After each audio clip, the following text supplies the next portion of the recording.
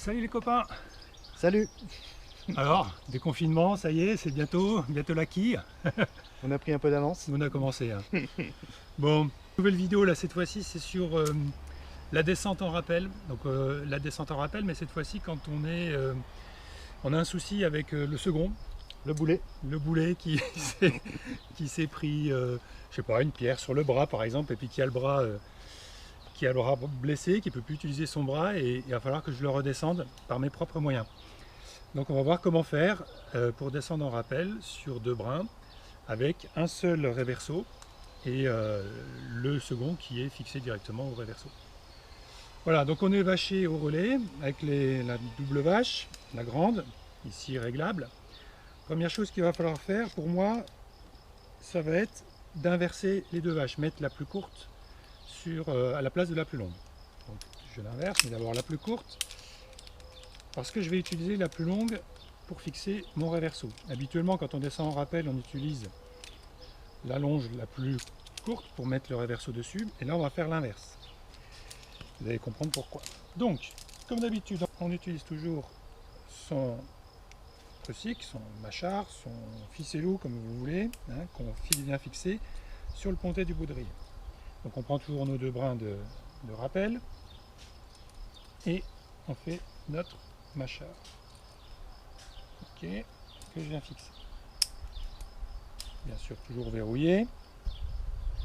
Ensuite, je tiens un peu de corde, je vais installer mon système réverso sur ma double corde. Donc ça ne change pas, hein, c'est toujours pareil, sauf que cette fois-ci je vais la mettre au bout de ma grande longe. Voilà, j'ai toujours mes deux mousquetons sur mon réverso. On avait vu dans les tutos où on devait remonter sur corde, c'est toujours bien d'avoir les mousquetons qui sont prêts à l'avance, donc on les laisse comme ça, et puis on va venir installer son réverso sur la grande longe, ici, d'accord. On va voir pourquoi il est important d'éviter d'avoir le doigt du mousqueton qui est orienté vers la corde qui va descendre ici. Hein, vous avez la corde qui va sortir et qui va descendre comme ça. Si vous avez le doigt du côté de la corde, elle va frotter contre le doigt, il peut toujours y avoir des risques d'ouverture. Il faut penser à faire l'inverse, à mettre dans le sens là. Voilà.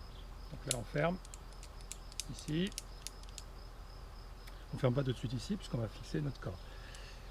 Hop, on prend un double. Donc ça c'est un rappel classique, hein, il n'y a rien qui change.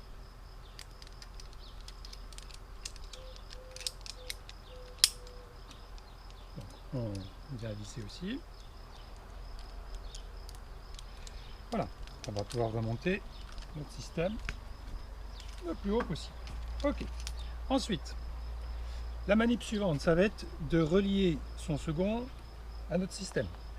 Donc le second, il va venir se relier sur le réverso, sur le mousqueton qui est fixé au réverso, avec sa longe, la deuxième. Ok, donc là il est fixé au réverso, il est toujours vaché au relais. Moi je suis vaché au relais et sécurisé sur mon mâchard. Deuxième étape, ça va être de lui basculer sur le pontet de mon baudrier. Donc il va se dévacher.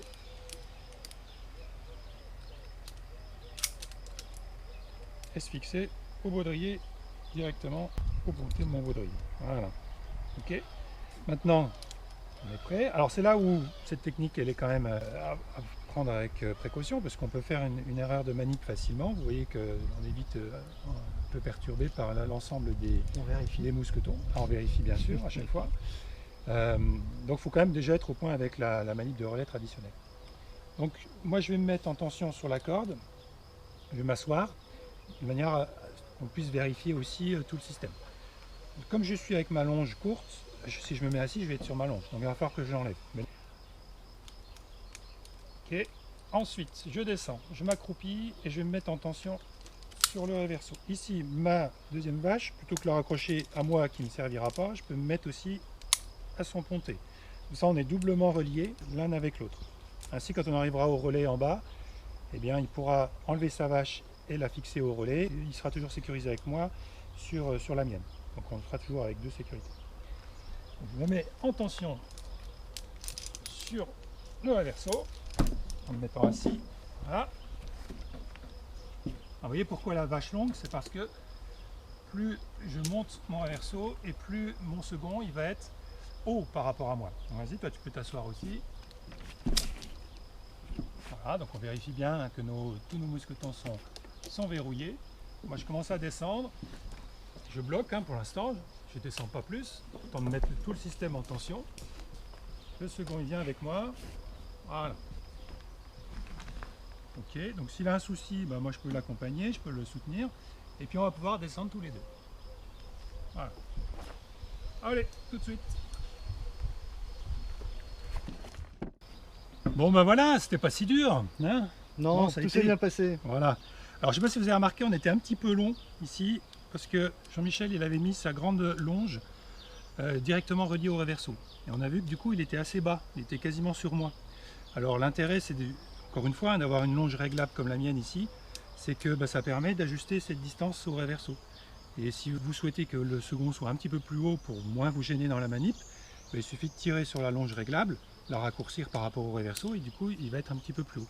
Si il n'y a que moi qui ai la longe réglable, je peux aussi jouer sur la longueur, la distance au reverso, c'est pareil. En tout cas voilà, c'est une technique qui nécessite quand même d'être au point sur les manips, de ne pas faire d'ânerie, et puis à utiliser en cas de secours uniquement, hein. C'est pas pour s'amuser à descendre à deux parce que c'est rigolo quoi.